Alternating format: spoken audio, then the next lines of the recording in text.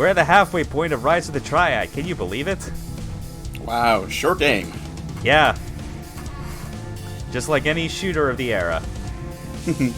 Of course, that's only when you know it, or you're just abusing cheats because you're not good enough to find a level exit.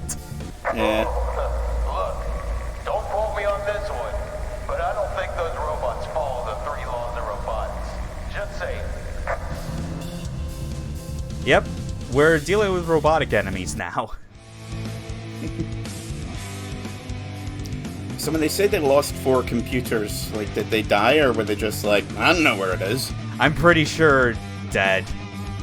Yeah, like, something broke, clearly. It actually reminded me, I think there was like a QuakeCon panel or something from like one of the years leading up to like the game's release during the preview cycle. I think like Dave Austri or someone else was like telling some weird ass story of how they needed to get like a computer to one of their employees that was working remotely, and it involved like some real sketchy ass sounding shit involving going back and forth across the border of Mexico. There's no way you can say, well, we had to cross the border into Mexico and not make it sound dodgy as hell. Yeah, exactly.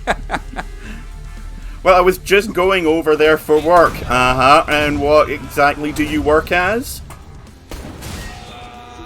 Programmer. Programming drugs, no doubt. Jesus, how are you supposed to find that? Steam Community Hub, that's your answer. Ah, fair. Yeah. So, earlier we destroyed our first regular robot enemy. It's called the Metal Enforcers. Down there is the second type, the Ballistic Craft. They're actually different in this version compared to the original, in that, unlike the original, they are invincible to all manner of fire and can only be destroyed by some type of hazard in the environment. So getting 100% kills is going to be difficult. Not really, if only because the Ballistic Craft are used, like, extremely sparingly. Ah, that's not too bad. Yeah, and it's the sort of thing where, like, if you need to find a way to kill them, chances are, like, it doesn't take too long to search for it because the solution is literally in the same room as them. Yeah, that's not too bad then, I suppose. Yeah. And also, like, as you probably noted, like, because they're called Ballistic Craft, you know, fake German accents. Mein Leben. Ballistic Craft. Yeah. Although I think in that one's case it went, no, my only weakness. Everything else, though, the Metal Enforcers just start channeling, like, Doctor Who energy for the most obvious reasons. Yeah, looking like Zygons. Yeah, or Daleks, I guess, like they were also called. Or, yeah.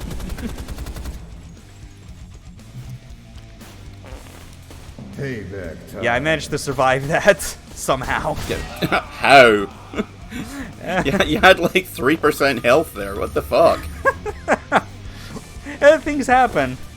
At least this is not on Ludicrous. Yeah, true. Yeah, which again, to emphasize, oh yeah, just to get to prepare, I only just shot a rocket there because I knew there was some porridge and I needed to have it heated. I could have carried it over, but I wanted to keep the split missile with me. So, do the robots shout Mein Leben in a really bad robotic voice? For the Ballistic Craft, on some of them, yes. Excellent. Yep, not there it is. That's what you were talking about all the way back in the first episode.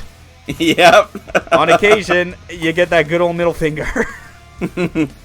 Yeah, like I said, I think it was only supposed to show up for like 1/100th of a frame or something ridiculous like that. Yeah, is like just like astronomically low chances.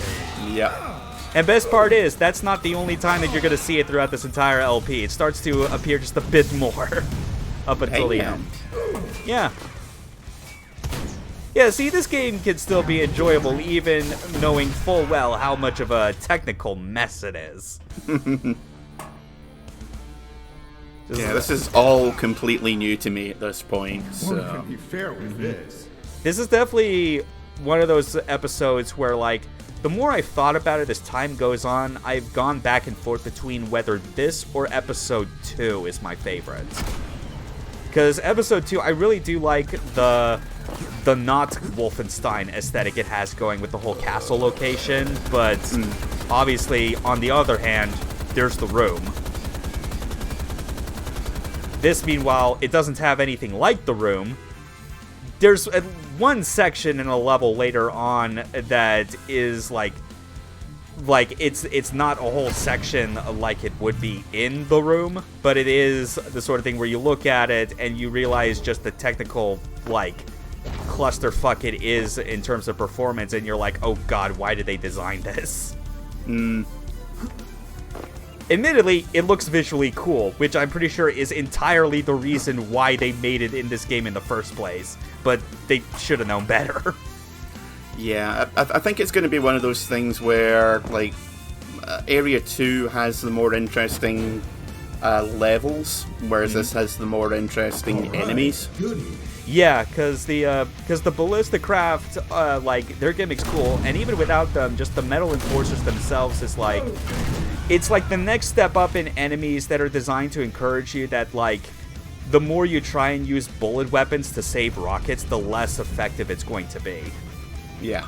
Because the Triad Enforcers, which were, as we remember, introduced by way of Big John, like, were the first example of that. Metal Enforcers, you know, push that a bit up, but thankfully it's the sort of thing where just because this is a fully proper 3D game with jumping, that helps a lot with, like, the navigating around their projectiles compared to the original. Yeah. Having the, more verticality, more agility in general definitely changes the way a lot of the game can be played. There's no denying. Yeah, even to the point where it's like, even compared to the original ROTT, like, the stat differences between all 5 characters is not nearly as pronounced. At least when it comes to, like, well, even in ROTT 95, it wasn't as important, I feel, for, like, getting through the critical path. It was definitely a case more in the original where, like, if you were playing as Doug, you were shit out of luck on trying to get some of the secrets because of how slow and heavy he was. Yeah. This, meanwhile, it's not... I think there's actually only one secret in the game where I think it might actually be impossible to get with Doug, and surprise, surprise, it is actually in the room. Domo arigato, Mr. Basepato. Yep. No. Mr. Excalibato. This part is at least one of my favorites of this level just because, like, looking back through the footage again while editing and preparing for this reminded me, oh yeah, I literally gave 0 time for this mini-boss. What was your plan, sir? Exploding, mostly. Maybe hoping to kill you with shrapnel? Yeah. For the record, Mr. Roboto, he's just a giant version of the Metal Enforcers we've already been facing, so he's not like a unique enemy. And now it's turned into Portal 2. Yeah, just took a step into Aperture while we're at it. I cannot remember a game with as many collapsing ducts as Portal 2. Yeah, just whole damn place was falling apart on top of already being built on top of old versions of itself. Yeah. It's basically its own Indian burial ground. Anyway, just doing last little check around here to make sure I got everything. Some extra priest porridge hot. But then we open the door. Yes. It's the final percentage for 100%. And we could go on to the secret level. Wow. Dick move. Yeah, it's real hard to really notice that wall is possibly any different from all the other brick walls in this room. Yeah. These guys are mean when it comes to their secrets. They're staying true to their roots, man. Definitely. Yeah. At least they're not extreme Rise of the Triad levels of rude. That's, Yeah, that game is one that no one should ever willingly force themselves to play.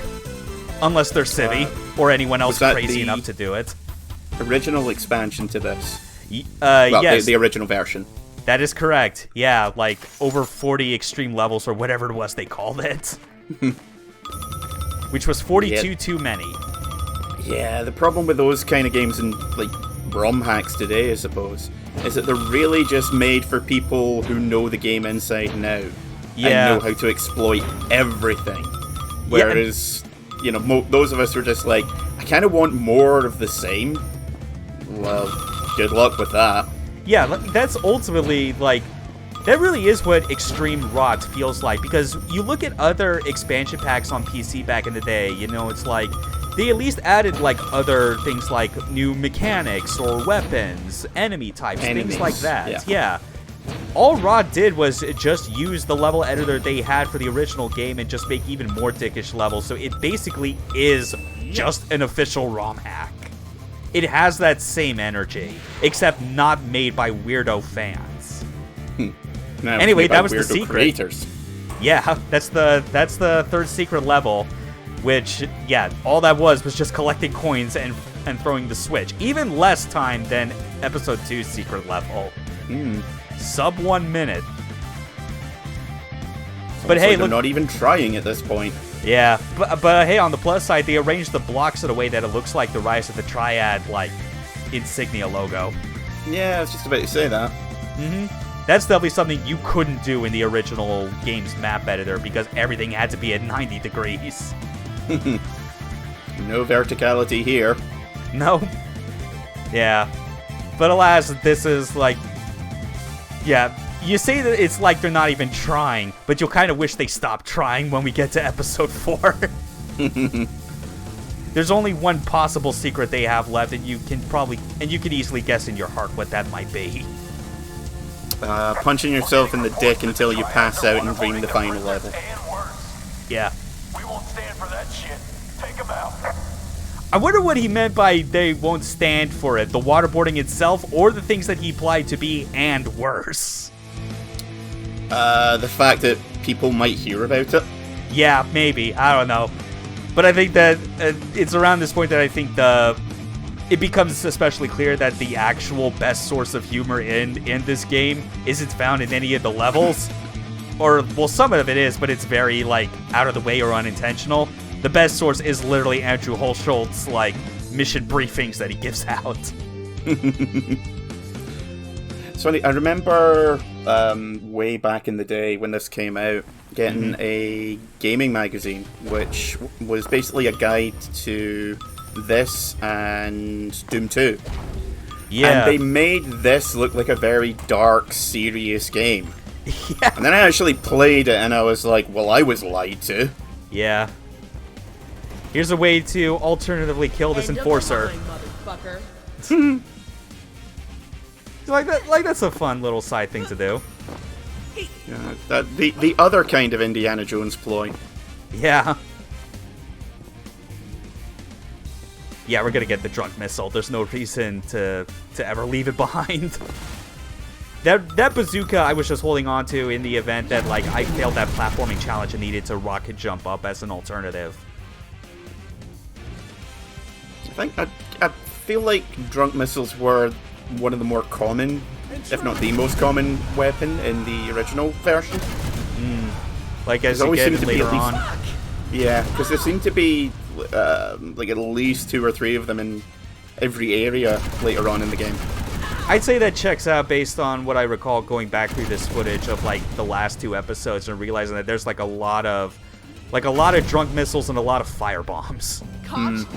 And of course a lot of this shotgun, which weirdly enough, I've not actually taken the time to explain what the fuck this thing even is. Yeah, is it quad or tri-barrel? It's tri-barrel, because of course it is. Yeah.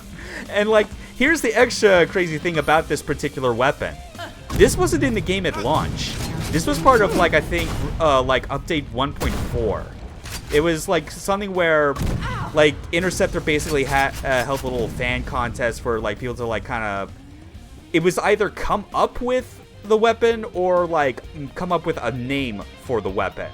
Because with all like these rocket weapons that are so iconic to Rise of the Triad, by the same token, another iconic thing about first-person shooters, as we all know, are the shotguns. A good shotgun can make or break the experience in a lot of cases. I mean, I've gone on at length about how great the shotgun in Fear is. Yeah, absolutely. Genuinely one of the best weapons in any FPS. Bar Yeah. none. And even the super shotgun being introduced in Doom 2, basically validating that game's existence. Pretty much. It made the game for a lot of people. Yeah. So here it was like, okay, obviously we'll have a tri-barrel shotgun, you know, because that's the joke. It's called Rise of the Triad. But, and then, like, we'll just let the community, like, decide on what the name is going to be.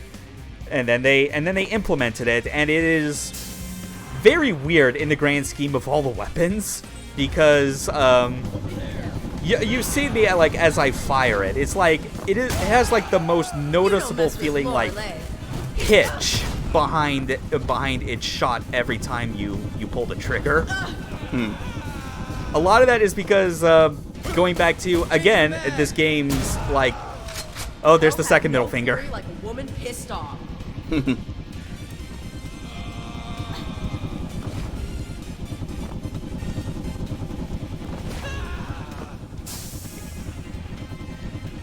Okay, don't pay attention to what happened or just what threw off my previous tangent about this shotgun. Fucking internet. I don't know. All right. Oh yeah, the shotgun. I think it was called the Doomstick or something like that. But I think Civi11, when he did his video, which I guess unsurprisingly, he beat me to the punch by uploading it literally an entire week before Christmas as opposed to my few days before. And I think he proposed that the alternate title should have been the Frame Killer. Because that's what, like, that hitch is ultimately doing every time you, like, fire the shotgun itself. And I think the reason for it is that based on what he found, it's not truly, like, a hit scan weapon, despite what you may think with how fast it fires. It seems to be firing what seems to be miniature rockets instead of shells. Wow.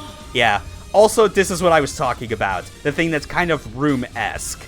This nightmare that you have to get through, which is even worse if you played it back in the day and you had awful frame rates, because it is trying to render all of those GADs at once. Someone was a big fan of Cube. Yeah. But hey, you could at least circumvent that by just, by taking that secret that I found. Which, again, assuming you could even find it in the first place. But it gets you God mode. Yeah, going back to the shotgun, really at the end of the day when it came to the names, they could have tried harder. Maybe, yeah. I think it's just funny realizing at the end of the day that, like, despite being a shotgun, it still technically qualifies as a rocket weapon. Because that's what it's ultimately firing. Yeah, all the well, I was going to say secondary weapons, but not really, are all just really some kind of rocket launcher. Yeah. And I mean, even like, in the original. Yeah, and even then, you think about it, there is some, that is definitely in line with ROTT's style of absurdity, that it's like, yeah, a shotgun is totally just firing miniature rockets. It still counts. But what is a bullet if not a very small rocket?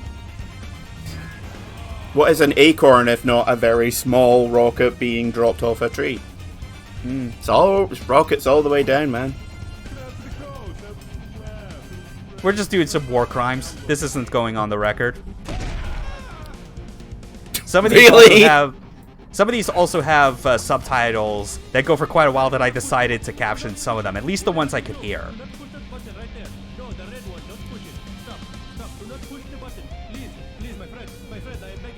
Also, if you couldn't tell what year this was made.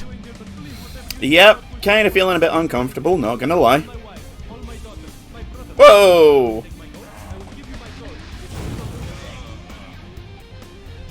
But this one's pretty good.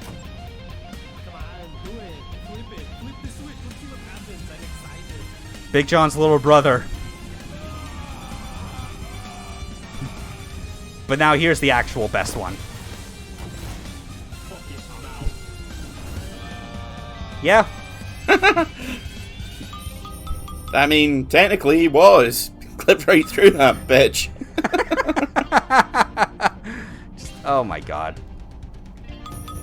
Yeah, so... Yeah, that's the only thing of its type that is in this game. Just that entire prisoner section that you can either let live or die. And I'm going to say, given the display of accents on show, thank God. Yeah. I mean, another Big John sounded like it is fine enough. But yeah, I think just going for like the stereotypical Indian voice was like not necessary. No. I feel like I need to make some substantial donations to some charities now. Yeah. Okay, so now we're definitely in Portal territory. Yeah, pretty much. It's like, it's kind of hard to forget once you go through this to realize that if you want to get all the coins in that area, it's just press the button once, take the jump pads, press the button 2 times, take the jump pads again, and then press it 3 more times to take the jump pads and get out. Double the pleasure, double the fun. This was kind of a bad move I made. Before eventually deciding, wait, I don't need to take this fucking platform ride. I could rocket jump. Or jump pad out of there, I guess. They clearly do not care about you, like, trying to stay on that thing to get through. But at least we had plenty of asbestos armor to keep our health from melting. Yeah, I mean, even with the armor, you barely lost any. Yeah. Yeah, that's like an important thing to remember about like the armor pickups in this is that like the reason that there are 2 is because there are literally 2 damage types in the entire game. There is either bullet damage or explosion damage. You know, bullet obviously is absorbed by bullet armor, and explosion is taken care of by asbestos armor, which also, you know, that extends to just anything fire related. Does that mean all missiles are technically classed as fire damage? Correct. Because they cause an explosion on impact. Yeah, weird, but it makes sense, I guess. Yeah. Also very glad that they found a legit use for the elevator music in this level somewhere. Also, wow, that's some technical issues. Yeah, don't mind it. It'll be gone soon. I'm expecting them to just get past the top of the roof and just go boing right up into the atmosphere. Yeah, that would. To be fair, that wouldn't even be the weirdest thing this game could do. Hell no. Oh. What a nice viscous red coat of paint on that drunk missile. Oh, tomatoey. Delicious. Very irony. That they never even stood a chance. No. The tactical role was appreciated, but yeah, it is the best part of those strike officers, just because it is like, yeah, it is designed to make you miss your shots, but it is also very easy once you understand to take advantage of that and just trap them. I mean, for fuck's sake, we remember at the start of episode 2, I managed to like trick those 2 assholes into rolling off of the staircase. Yeah. And one last view of this fucking spiral gad tunnel because the level designers were just clearly in love with this.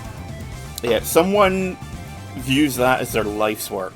Yeah, it was either Leon Zawada or Daniel Hijazi, one of those 2. They were the principal lead designers after all. In fact, Leon's main level design contributions are. 5, 4.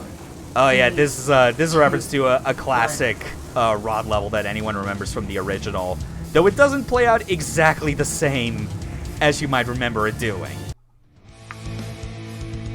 Oh yeah, there's also Martin Coliff that is one of the level designers. But yeah, like I found that like definitely starting around episode 3 onward is when you start to see way more of Leon Zawada's like level design input. which again, as we know, he was one of the two developers from Interceptor, along with Simon Rance, who went on to create a Medieval, the modern heretic/hexen game that we clearly deserved.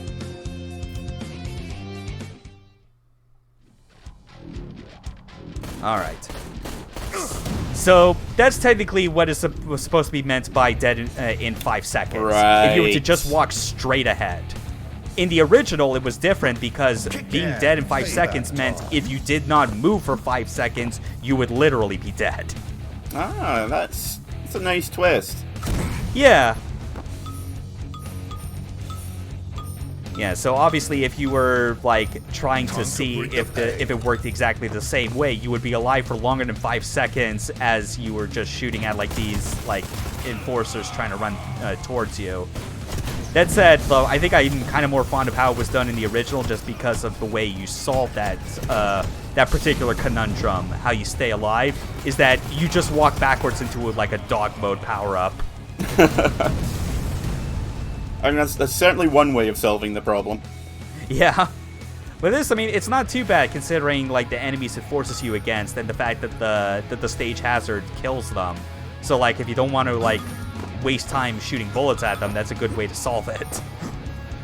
I have to admit, I do have a fond spot for any remake which goes, oh, so you think you know where this is going? Mm-hmm. And it just pulls a big switcheroo on you. So here's the final weapon, and I'm pausing and going to the options because I need to show off something that is super fucked about this weapon. We are not bringing the field of view down to 60 or even the default 75, because look at that orb. Or don't look at the orb, look at the particle effect that's supposed to be inside the orb. Someone either fucked up hard or did not care. It's clearly a fuck up. Like, again, we've showed it a lot with this game. These people cared.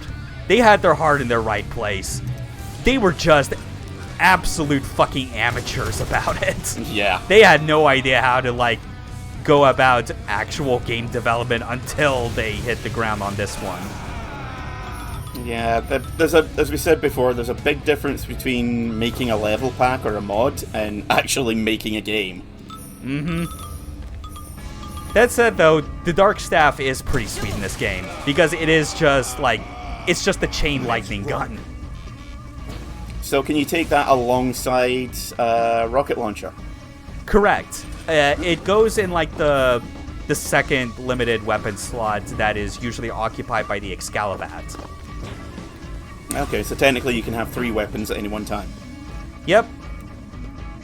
Also, they forgot to seal this off when loading in the next checkpoint. Seriously? Because that really is the one thing where it's like, because like the company formerly known as Interceptor, now known as Slipgate Ironworks, actually announced a while ago that they were working on like an official like source port / re-release of original ROTT 95, and I think when thinking about, man, wouldn't it be great if they could do like an updated port of ROTT 2013, except I played this again and realized, oh wait, that would just need like a from the ground up like rebuild of everything, especially for how the levels are designed, because the whole reason why they have like this sort of checkpoint system is because unlike the old first-person shooters from the 90s, or even like the modern indie boomer shooters that we have now, like, for whatever reason, with what they had to work with on Unreal Engine 3, they couldn't design levels of that scale to be loaded in all at once.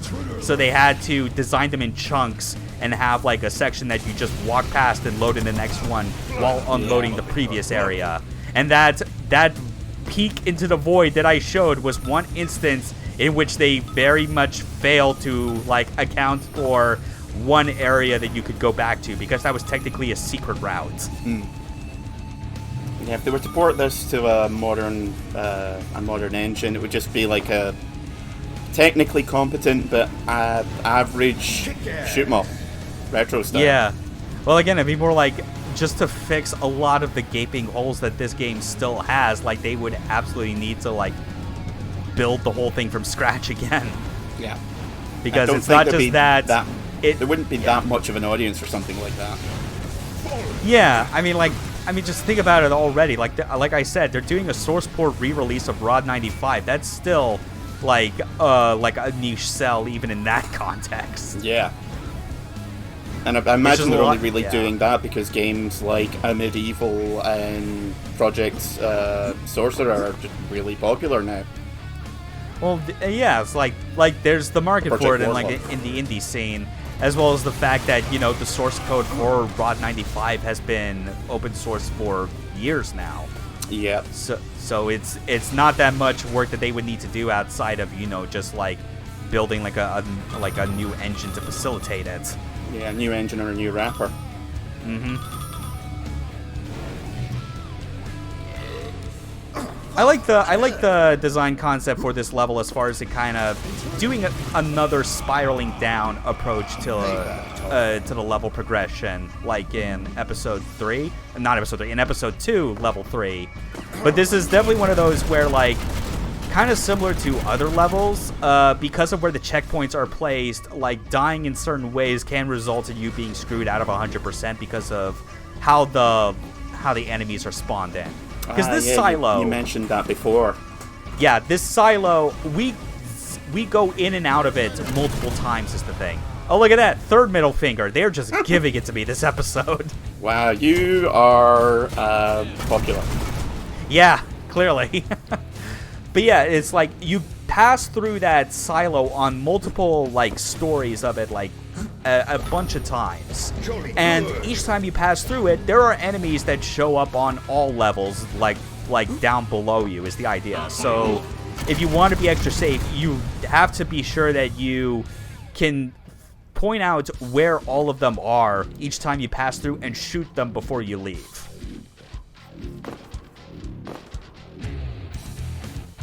Alright. I swear I did not touch that lava. I did not. I don't care. There's no denying me I'm- We got I'm God just- mode. I'm So just more this in whole... awe at the bloom that we've got going on here. This Yeah. is Gears of War. Well, this is Unreal Engine. Yeah, true. Yeah. Fortunately, it was a good thing there was a God mode power up there that could just let me extra circumnavigate like that entire lava hazard. Also, that God mode power up, that is also the solution for that ballistic craft that I just blew up. So yeah, not all secret ways of defeating the ballistic craft come from a switch in the environment. Sometimes you just need the power of divine wrath to carry you. Can you kill them in dog mode? You know, I think of all the instances where ballistic craft show up, there isn't a case where they let you have dog mode. So I don't know. Lame. I don't know. Maybe people can dig up like the mod tools for this game and like create like a single player instance where you have to kill a ballistic craft in dog mode. Maybe then we can have the answer. At the very least, I feel like the shockwave would have to. Yeah. There we It go. just Got the... feels like a wasted opportunity. I agree. You know, it's not a wasted opportunity on the developer's part. They patched in a little detail that I didn't know existed in episode 2, and so I had no real way of showing it off. You remember in the first level of that episode where there's the dog kennel, and like if bullets go towards them, you get a pop-up that says "Don't shoot the dogs." Originally, it would just say that and do nothing else. But if you continue to shoot at them, they would use the shockwave that you have in dog mode on you and just kill you right there. Nice. Yeah, someone brought that up and was like, we should make good on this. Punish the players for hurting the doggos. Fair. Yeah, absolutely. Oh, man. So yeah, that was dead in 5 seconds. You got to see a whole lot more interesting stuff as far as, like, how this game breaks apart at the seams based on how they built it. I still can't fucking believe like the particle effect on the Darkstaff's orb is fucking tied to like the default FOV. Yeah, that is absurd. That's lazy. Yeah. All right. What do you got, Andrew? These triads represent a clear and present danger to the security of the world. I guess I should have brought that up earlier. Duly noted, asshole. Yeah, you know, I was just planning on sending you out to beat on these guys for no real reason. Just thought you were into that sort of thing, you know. Yeah, we thought that's what you were all about. We saw what you were doing with those prisoners. That was supposed to be off the record. Too late. We just told you they were really angry raccoons and led you at it with a baseball bat and a sack of meat. The Hunts really are just an unfortunate team of misfits. The Keystone Cops of Tactical Ops. Oh, that is too good. I am remembering that now. There's your video title. No, I'd already decided. I'm just keeping the video titles as plain as is, but I'll put it in the description. Anyway, here's one of the better songs that normally, if this was the original ROTT, we would only be hearing this by the time you reached episode 4. But no, Adagio for string and organ. It's based off a piece of classical music.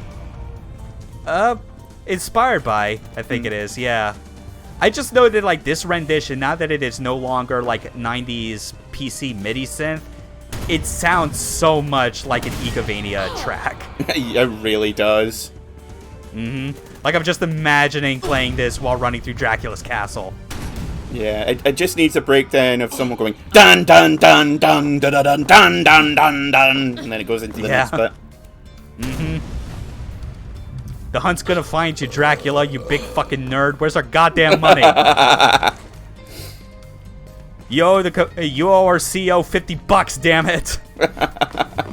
Oh wait, no, that's what it actually should be. It should be the edit of that, of just like fucking Taradino Kasad going, I know you're here, General Daring, you fucking nerd. Where's my goddamn money? This puzzle switch, I still do not know the full purpose of.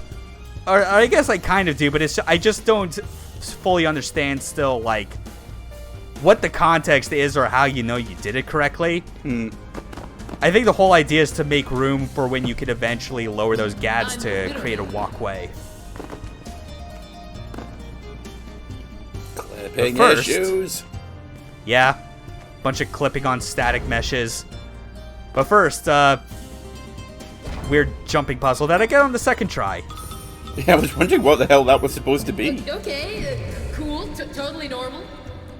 Yeah, Ty is totally not uncomfortable by the situation of wielding a bat with a green glowing Sauron eye. And that's why... No, I'm never going to finish that sentence. What, something to do with that and, like, her actor or her model likeness being based on a porn star? No, I was going to say, and that's why they don't allow women in the armed services anymore. Oof, that was way worse than what I was thinking. Yeah. At least I keep my iffy jokes to like the kinky spectrum. You go to like the real problematic shit. Which brings us to our poll of the video, viewer. No. Oh no. No, I'll answer that for you. Yes, they should be in the armed service. Also, yes to anything that you think women should or should not be in. They probably should be. Oh, so you think women should be in meat grinders then, huh? Huh? That where you're going with that? You pig. Also, that's a terrible joke. Only if the men go in first. Fair. That's equal. Yeah. Also, I think this is the first game I've ever seen which has sniper duels with rocket launchers. Yeah. That's fucking weird. Or at least Quake 3, they still did it with the railguns. Yeah. I mean, in a weird way, I guess just to go back to Civvy, because I watched his video on ROTT 2013, like days before like I uploaded even the first part of this, so when we only had like the first 2 episode commentary recorded, was that he straight up described the machine gun in this game as a rapid-fire sniper rifle, because based on what he demonstrated, there is literally no goddamn spread. Wings, bro. Yeah. I love wings. Oh. Also, this is our final power-up. It's Mercury Mode. I forgot there was a flight mode in this. Yeah. Which is gonna get even better when we pick up The best power-up to combine it with. God mode. Better. No. Dog mode. Yes! Fly free, doggo! Woofer from Unfortunately, above. Mercury mode has run out, so we're back to just doggo. Bring it on, motherfucker. I think you can only get that secret with the dog mode. Yes, and you can't get out that same way, so you have to use the boxes. Wow, dick move. Yeah, that I'm pretty sure is more like a collision error, just like this. And so I had to prematurely end doggo status. Premature redogulation. Happens to the best of us. Alright, reset the clock on terrible jokes. Idris Elba, I have failed you. Alright. Modin lava. So yeah, we got a lot more lava pits to worry about. Yeah, at least the scouting about works on those guys as well. Yep. Absolutely. Yeah, they're still finding ways to insert some first-person platforming into the mix. Obviously, this could go real bad if you miss any one of these jumps, especially this one. Oof. But yeah. Even then, I did it just for the completion percentage. I don't even need the split missile that was there. I take it the cracked wall behind it wasn't anything? No, it wasn't. It's like just jumping over that gap onto that wall and going into the room next to it is like all that secret has. Ah, that's surprising. Yeah, like this. It's funny. Like I could already think of like plenty of shooters, both in the past and present in the indie scene, that do the secrets within secret shit. This game surprisingly doesn't do that really. Huh. It just focuses on like having a lot of like one-way secrets littered as much as it can, and oh god damn it. Never mind. You know what? Fuck it. It's going again. It buffered for like 2 seconds, so we may be out of sync, but who cares? Okay. Yeah. After this, I'm switching back to just like my local file that I'm just gonna watch that way. That'll be more reliable than just the intermittent bufferings on YouTube's end. Yeah. That was the laziest boulder roll off a cliff ever. You Yes. did not earn your keep, good sir. Saunter for your life. Almost amble. Yeah. Okay. More of these. Keep using up the firebomb, because firebomb is the best. Yeah, does it explode in a cross pattern a la Bomberman? It does. I thought so. To be fair, that's also how it exploded in the original game. Ah. Also, these tokens are Bring it on, dickish. motherfucker. Yeah. Because it's not bad enough that they're on top of the tarp. They're on top of the tarp and rotated 90 degrees Yeah, they're so that flat. they're lying down. You can't even see them unless you jump up to their eye level. Sweet, check this shit out. Fucking assholes.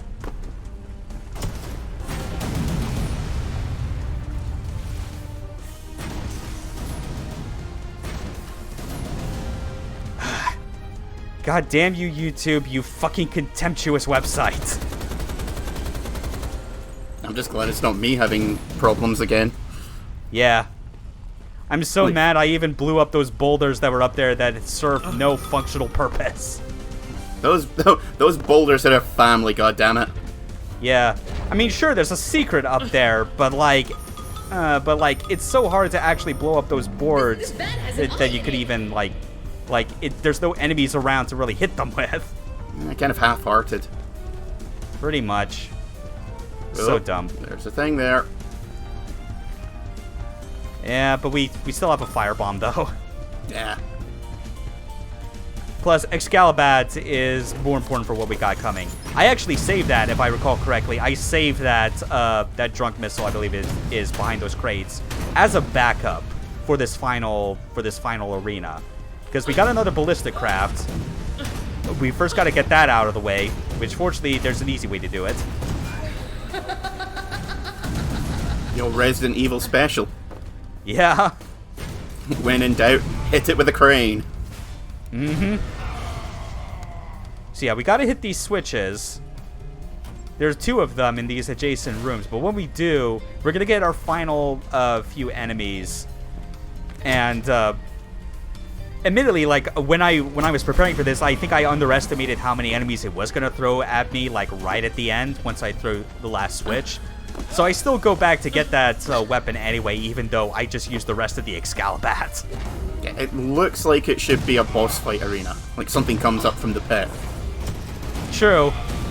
But we know how this works. Level 5 is always where the boss fight is. Yeah. Girlfriend mode this, you bastard. Oh wait, I don't even think I get that missile weapon. I just get the shotgun. Never mind. Oh well. Now, they're Again, we're really gonna... in love with those heat haze effects, huh? Yeah, they're in love with literally every visual effect that could be afforded with Unreal Engine 3. You can only imagine like how gaudy in a different way this would be if it was made on UE4.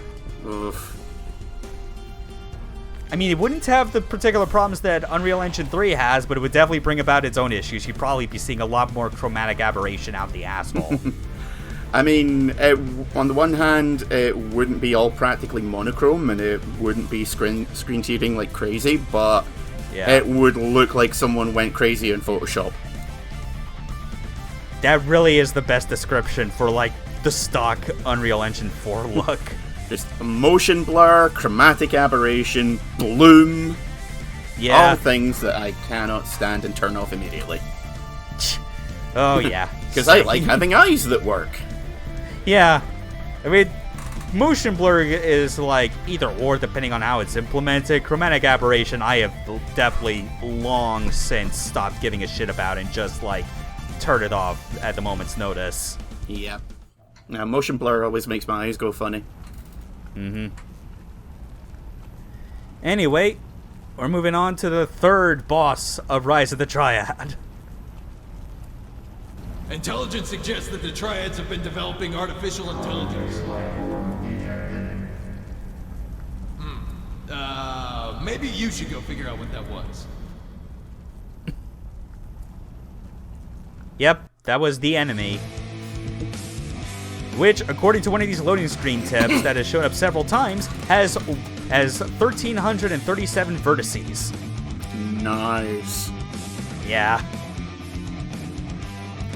Honestly, if there was like, if this were made today, though, it'd probably be something more absurd, like 42069 or vertices. That at least I feel has more dignity than the fucking leet speak or whatever the hell that people were just abusing the shit out of like a decade plus ago.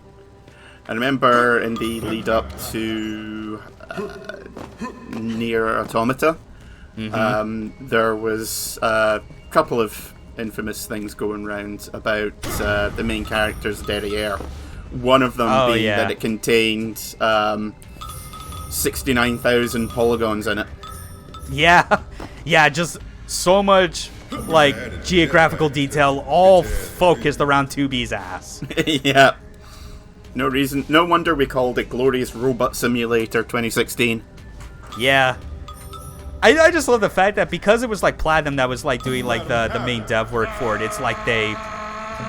Oh yeah, I don't think we ever actually showed what Doug says when he picks up a drunk missile. And it's that.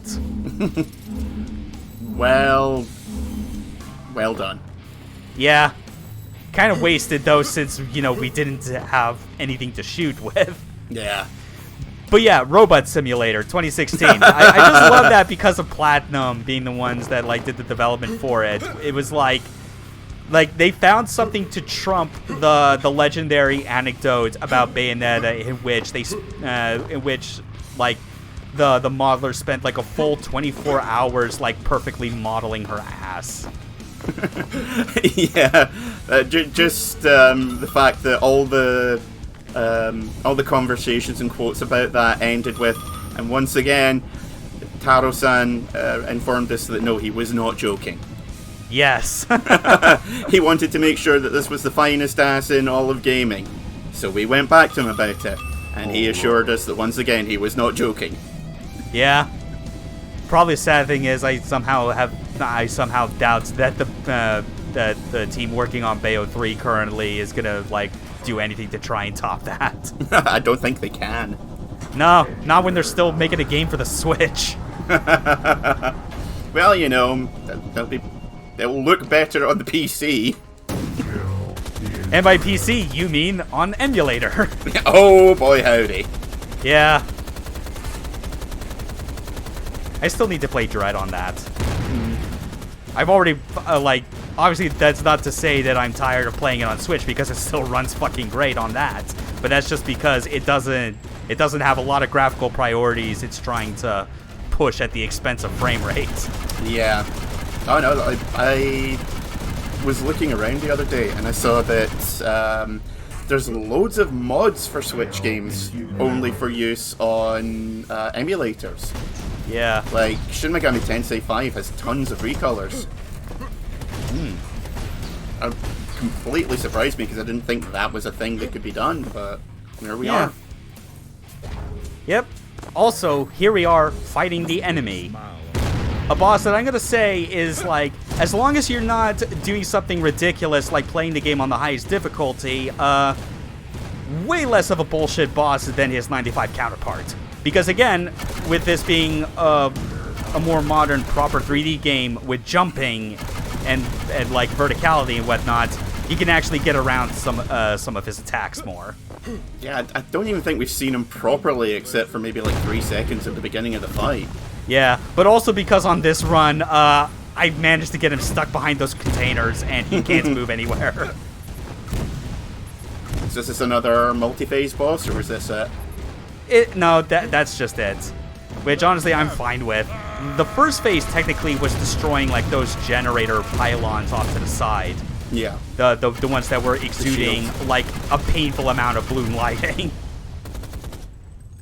But yeah, that's the enemy when he's not moving around a lot. They also still try to get you by having the floor periodically go out from under you. Rust in pieces. And that's actually how I died during the recording of this, hence why there was like a brief cut when I got to the elevator.